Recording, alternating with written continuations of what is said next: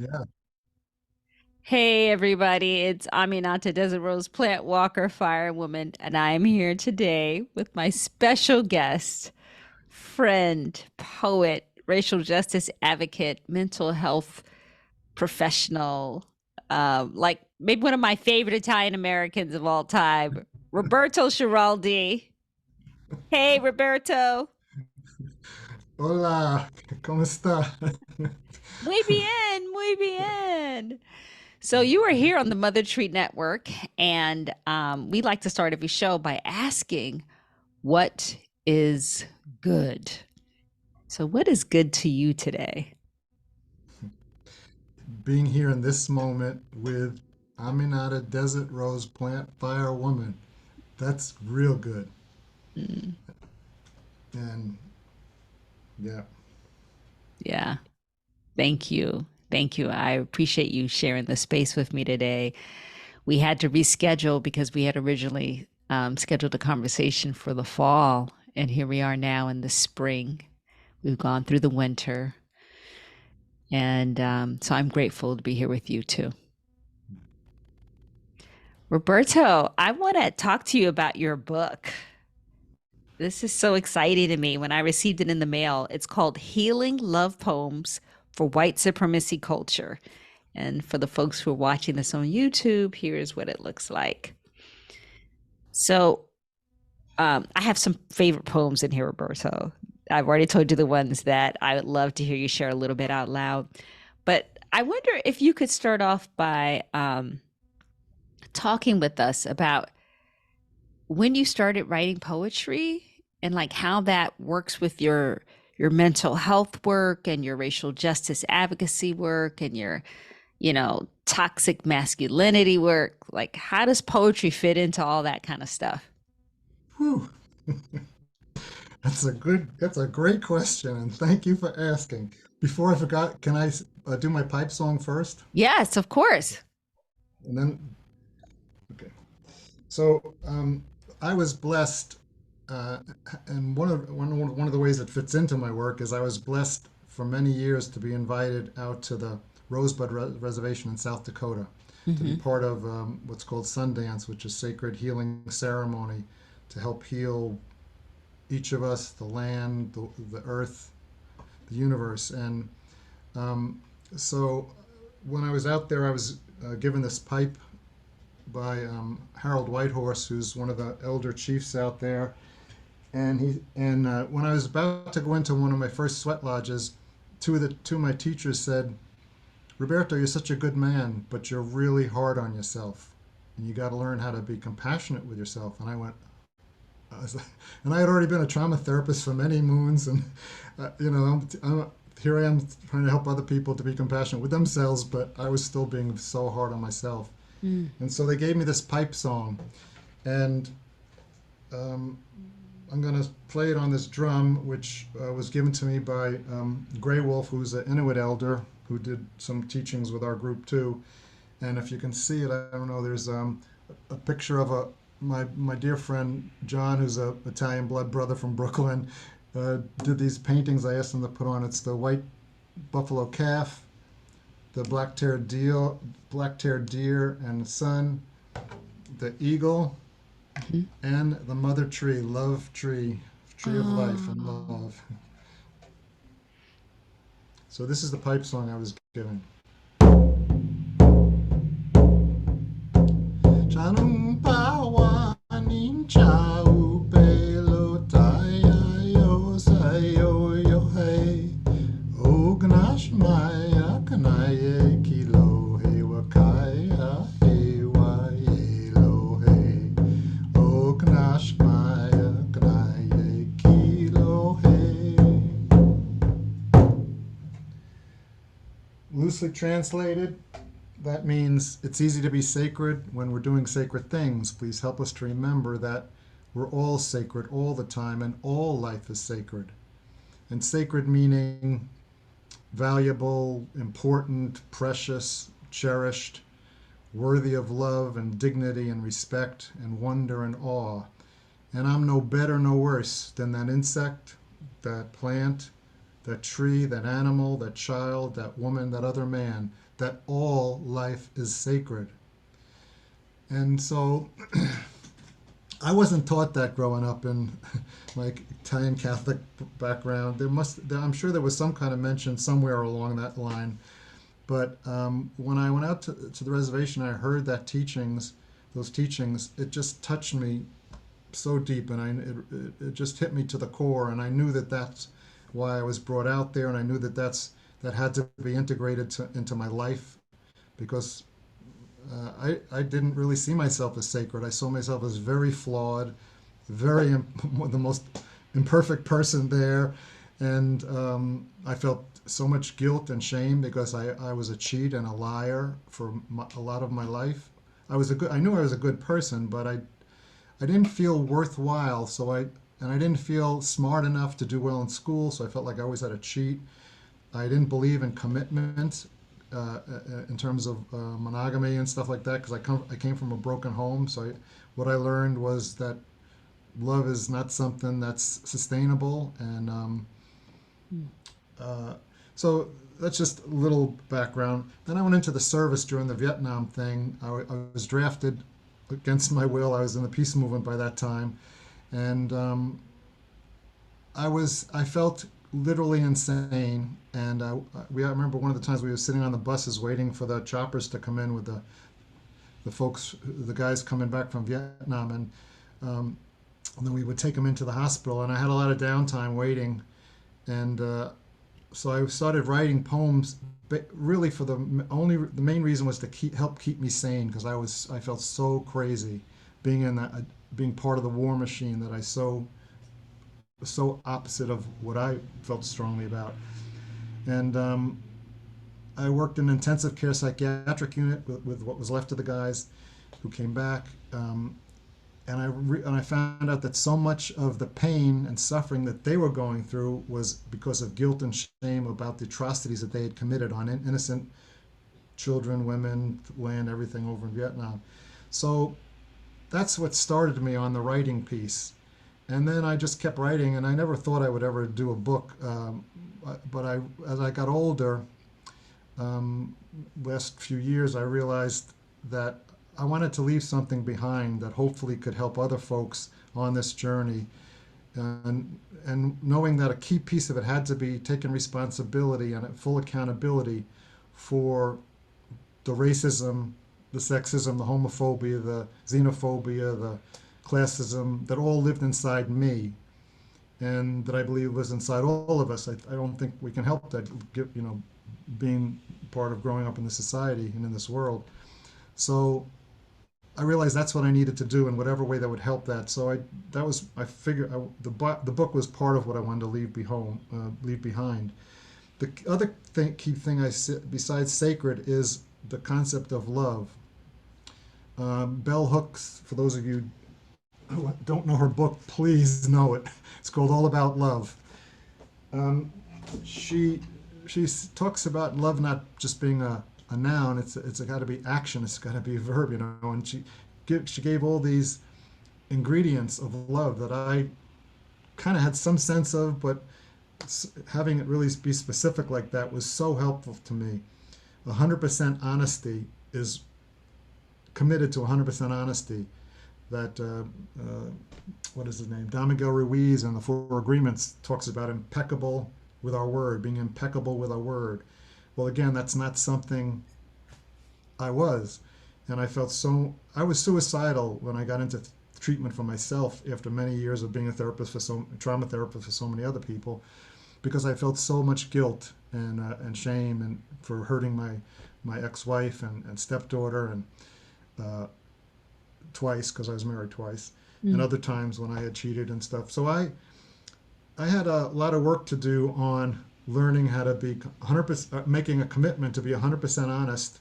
These two incredible women that I went into treatment with, an intensive care treatment program for folks who've come from trauma backgrounds, dysfunctional families, whatever you want to call them, Mm. to be 100% honest, to make a 100% commitment to being vulnerable, which as men, that's like so alien to what we're taught. We're taught we have to be strong and have a suit of armor because the world's out to get us. to be courageous, to be compassionate, to be 100% accountable and responsible, be respectful and kind and generous and gentle and affectionate, and mutual commitment to spiritual growth. And then we have to talk about what spiritual means. And for me, it's more the sacred, feeling connected. Mm. There's a term in Lakota called matakiyasen, meaning all my relatives, all my relations, we are all related, we're all connected, we are all one. Yes. I So wonder I'll if stop I could, there. yeah, I wanted to delve into some of what you said because I think it's so important. So basically, you're saying that you were opposed to the war, but you got drafted, and then you found yourself helping to take care of men who were injured. Yeah. Okay. And then you became a trauma therapist. But inside of yourself, you were still um, Traumatized. traumatized from that whole experience Well, from lots of experience and before that. other before you even got there. So I just want to stop there because I feel like not stop there, but pause there to check it out because I feel like so many of us come into our activism or our advocacy work because of trauma, because we have experienced it or seen it close up in some kind of way and we want to do something about it, but we kind of jump over that part about doing something about it inside of us Ah, first. wow. Yes. Yes. And I want to get into that because it happens so much. I wonder when we get involved in, and I don't know the answer to this question, Roberto. So I want everyone to know that this is a conversation that we're having and evolving in the moment. So anything that we say here is what is evolving for us in the moment. And so don't take it as gospel truth. Investigate it for yourself too. But for you, Roberto, do you feel like when you got involved in like the peace movement, or I know you were part of Veterans for Peace, do you feel like I've heard some activists say, well, the movement helped to heal me. And and I also but I kind of what now I question that. So many of us go into the movement with our wounds and then we just play them out inside of our movements. Yeah. Okay, you had your hands up. So tell me what your thoughts are about this. It's going like this, looking outside ourselves. Mm. That's what the peace movement, focus on the things that are wrong in society and the people who are being racist and sexist and homophobic, blah, blah, blah. But the inner work, like you just so wisely said, Aminata, that's to me the core.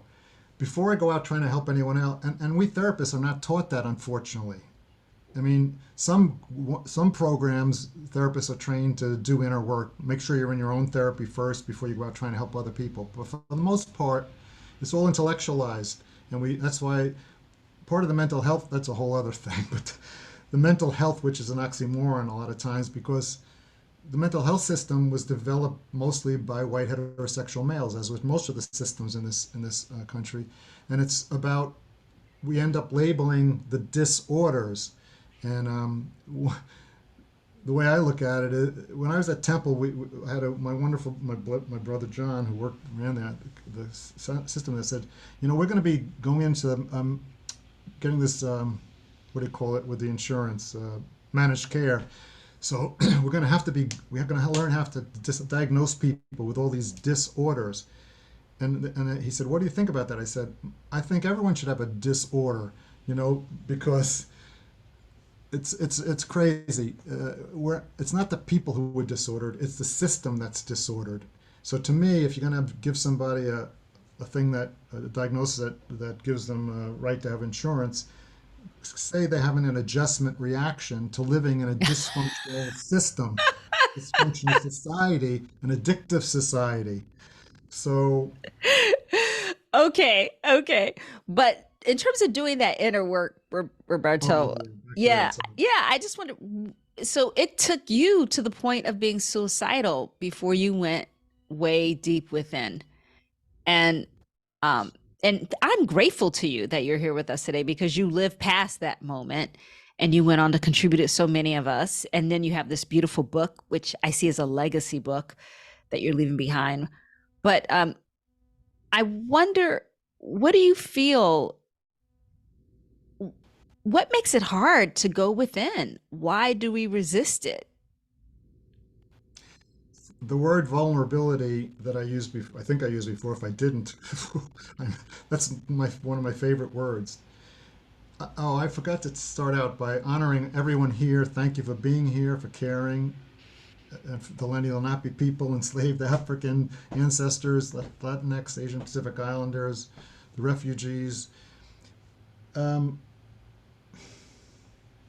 my partner, the love of my life, who taught me how to love, taught me how to be brave enough to be completely vulnerable and not have any more secrets, and to be safe enough to feel vulnerable, to be completely vulnerable, uh, was helped me so much because other than that it was more theory, but to really lay myself open like that, which was something was so scary for me as a man because I didn't feel safe enough. I was always afraid. There was bullying. There, even though I was taught to be courageous and stand up to bullies, confront racism when I was young, my father taught me that. But I was terrified in my own home. I never felt safe. So I felt always like a coward, always afraid. So when I got into treatment, it was about, I realized I had to peel away all the layers of pseudo protection that really weren't protecting me and keeping me secure because inside I did not feel secure. And I realized that I needed to really dig deep, and that needed to be my main work, learning how to love, forgive myself, and learn how to love myself so that I can share that love with all others. And that's going to be the work for the rest of my days here, to my last breaths. My partner died a few months ago, and I grieve her greatly. And I feel so blessed that this amazing person chose to be with me and accept me fully for who I was, even though I'm with all my imperfections and all my warts. Mm. So digging deep and doing that inner work to me is essential for all of us, especially if we're going to go and try and help other people, and continuing to do that, turning myself inside out. What are all the ways that I have racism, sexism, homophobia inside? Mostly, what are all the ways that I feel alienated from myself, that I don't feel safe with myself because I'm so harsh on myself. Mm. That's the initial things I wanted to say about that. Want to hear Mm. more about that? I can go on and on for that. Yeah, I would love to hear about ritual because you started with the song and sharing with us the instrument that was given to you.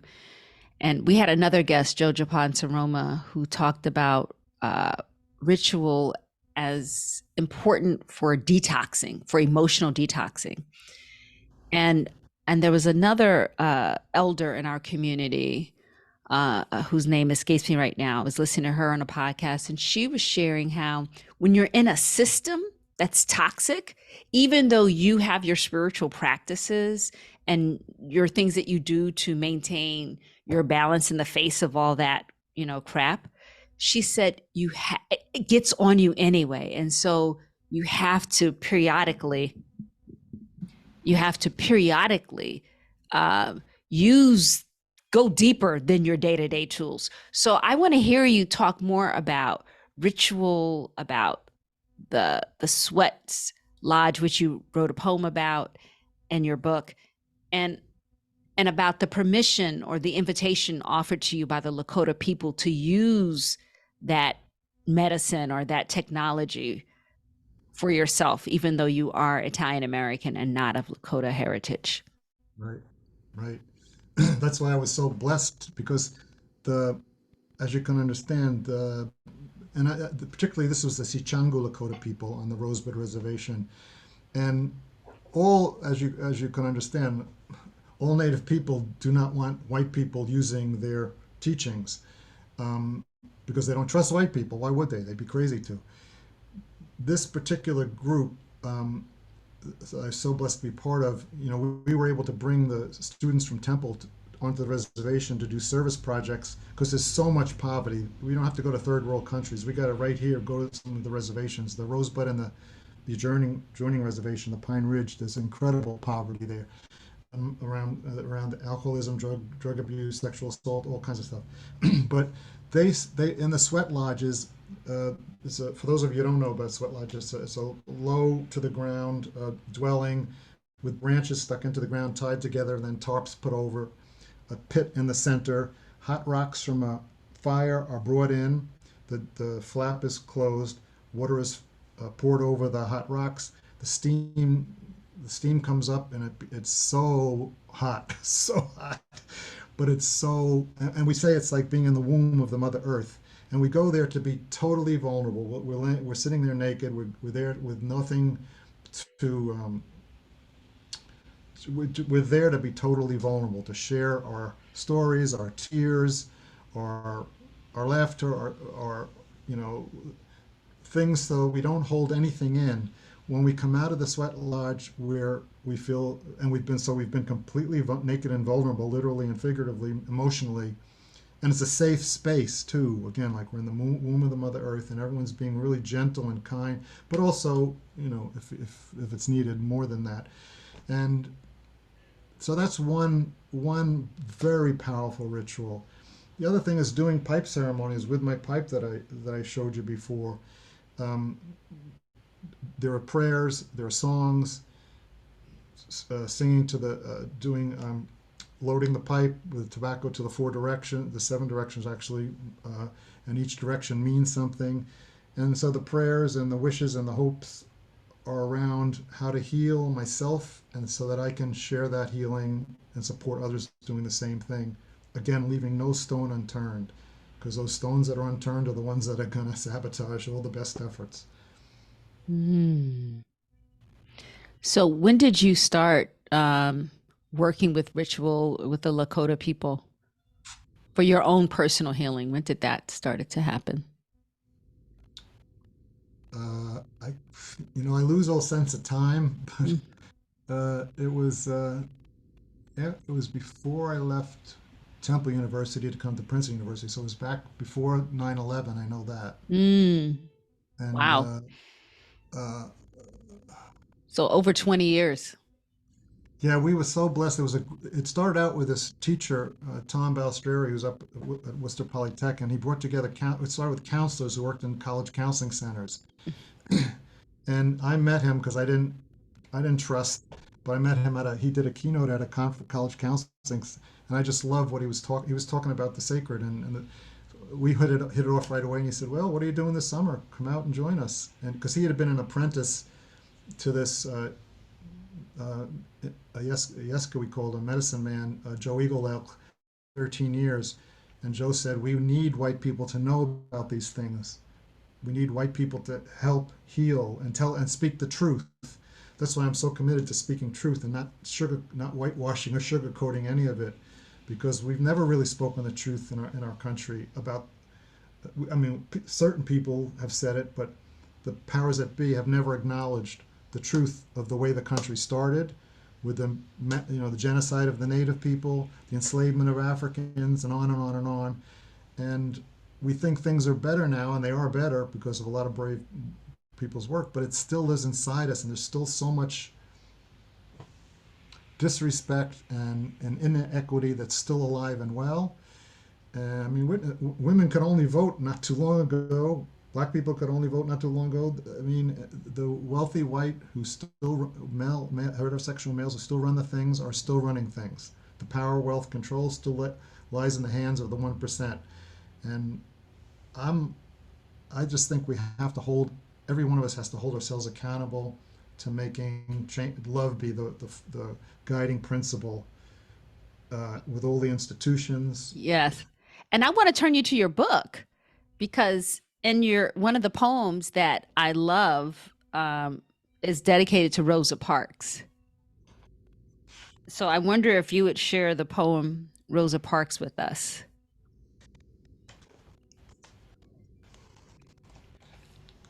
To Rosa Parks, an inspiration in courage and truth and beauty and perseverance. Thought of this after buying your stamps. Thank you for offering your life that we may walk in grace and beauty. Rosa Parks. Ah, the patience I'm learning. A core essence of my growth and my white heterosexual male supremacy laced privilege.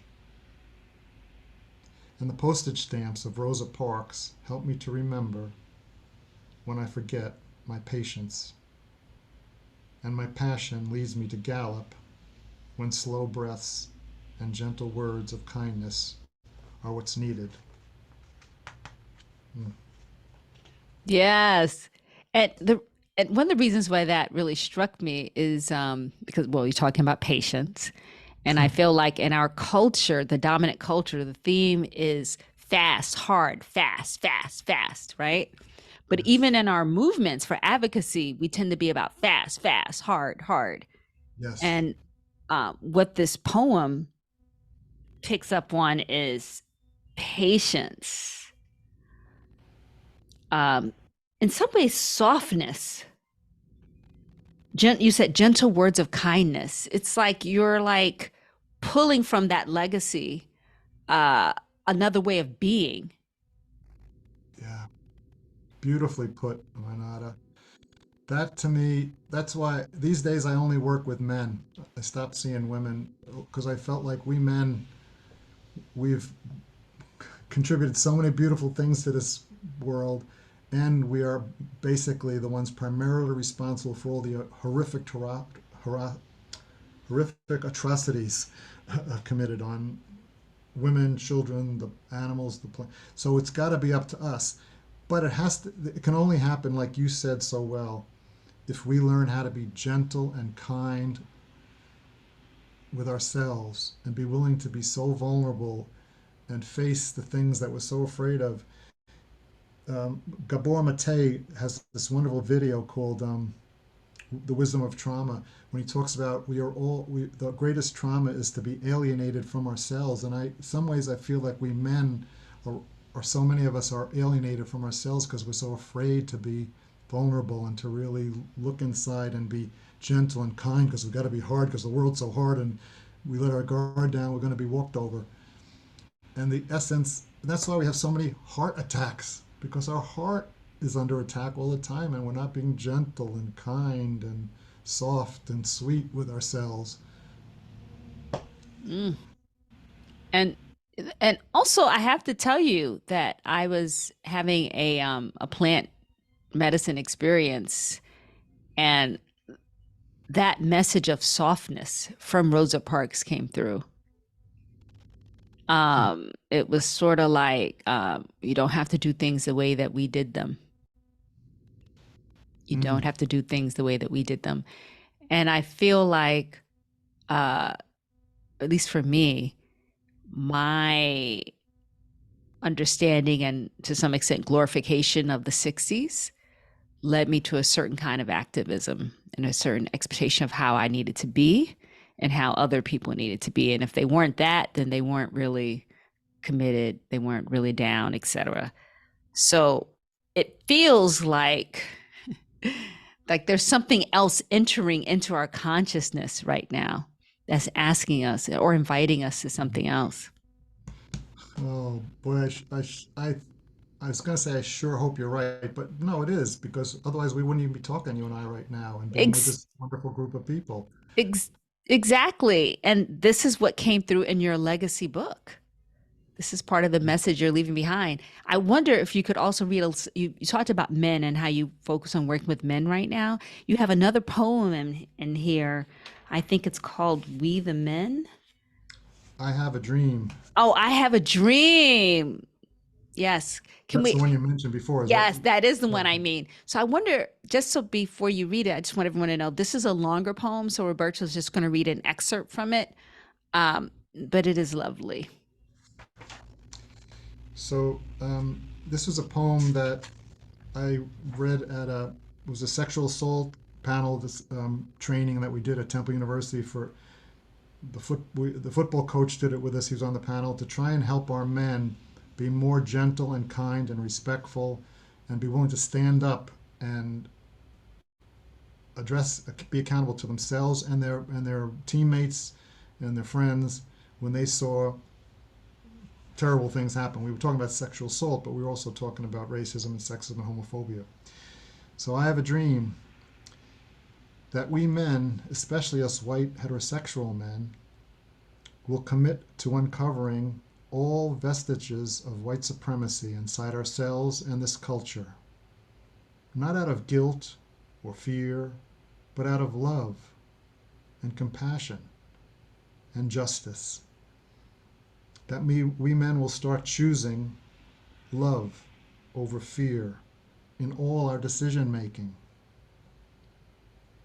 That we men will demand of ourselves to stop hurting ourselves and all others. That we men will work on our own insecurity, so we will stop putting down others because they're native or black or Muslim or Asian or gay or just different. So it goes on and on and on. But I just wanted to support my brothers in being the softer hearted, gentle, kind, and holding ourselves accountable when we're not. Not in a big dramatic beating ourselves up more. We don't need more beating ourselves up. That's what contributes to more violence and everything else. It's just going, okay, what just happened? How did that happen? What can I do to clean that up and make it right and take care of it? That's it. Wow. What just happened? How can I clean it up? What can I do to make it right and take care of it? And that's it. So I said wow on that because I feel like, I'm just gonna be honest, sometimes for me, I make it so big that it's hard to enter into it. So what you were saying about like, sort of like, uh, just be present with it. Be present with it and with yourself as like a human who is embedded in these systems, like that lady said, whose name I'm going to get, washed or soaked in a soup. Of course, the detritus from the soup is going to be around us and going to come out. And so be open to seeing it. How have you found, are you finding that men are open to this new way of being, to this dream that you have? I am. That's what gives me so much hope. But I was told a long time ago when I first started doing drug and alcohol counseling, your job is not to save people. Your job is to plant seeds. It's their responsibility to save themselves.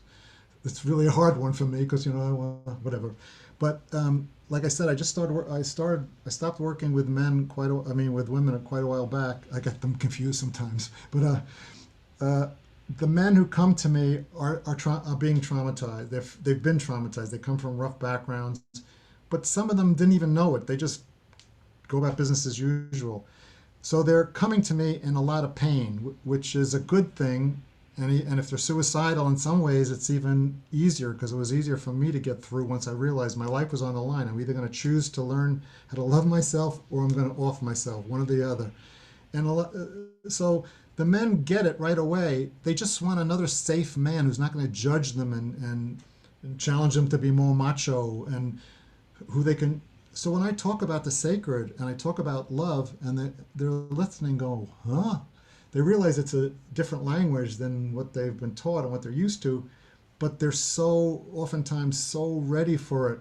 It's hard work, but I'm gratified. I know I love these men so much, and meaning love what I'm talking about, the definitions that Bell Hooks talks about, and they're willing to take accountability for themselves, and they're willing to work on being honest and holding themselves accountable. But the hardest thing for them is to stop beating themselves up. That was the hardest thing for me, and it's the hardest thing for them too. So teaching them to be gentle and kind and forgiving of themselves while holding themselves 100% accountable and impeccable with their word, it's not easy because the world doesn't work that way for the most part. Our culture certainly doesn't. So, but I feel so blessed that they choose to, that we mutually choose to work together, and Mm. I feel very grateful, very blessed. And it's possible. I do feel hopeful. Yes. And Roberto, I want to draw us to a third poem because we're coming to a close on our time. And you have this beautiful love poem, I think, to your uncle, Oh, Vincenzo. And ah, I wonder if you could share that poem with us. I totally forgot that I'd done it. He was my godfather, Uncle Vincenzo, from your godson, Francesco Roberto Vincenzo, in honor of your 95th, 95 beautiful years. It was at his 95th birthday. My Uncle Vincenzo, you dumb man. My Uncle Vincenz, I'm a big, big fan. So molte grazie, Uncle Vincenz. You've really been a great unk. Just from thinking about you, keep me from getting into a funk. You always made me smile with your wit and sense of humor, from Brooklyn to country living. Now I hear that there's a rumor that while you're turning 95, your young spirit's still alive, and the twinkle in your eye reminds us that love don't die. So thank you, Uncle Vincenz, for being such a great host. Happy birthday, Uncle Vincenz. And now let's have a toast. Alla nostra tua, alla nostra vostra, molte amore, salud. Salud. Yeah, he was a strong man, but very gentle and kind. Mm, I knew that I was in safe hands when I was in his presence. mm. So Wow. he's a good And example. look at you carrying on that legacy with the men who come to you. They're in safe hands when they're in your presence. Thank you so much, Roberto Schiraldi, for being with us today. If Hmm. people want to get in touch with you, if they want to find out more about your book, how can they do that? If you can get past the spelling, Roberto Schiraldi at Yahoo, one word, and robertoschiraldi.com is my website, and it's how to It's it shows how to get a hold of the books, and there's a yeah. okay. So Schiraldi is spelled Schiraldi. Yeah. Roberto Schiraldi. Yeah. All Thanks for right. that. Until the next time, everyone, this is Amanita. This is Aminata. Desert Rose, plant walker, firewoman who loves Amanita and respects Amanita mushrooms. And we will see you on the next time.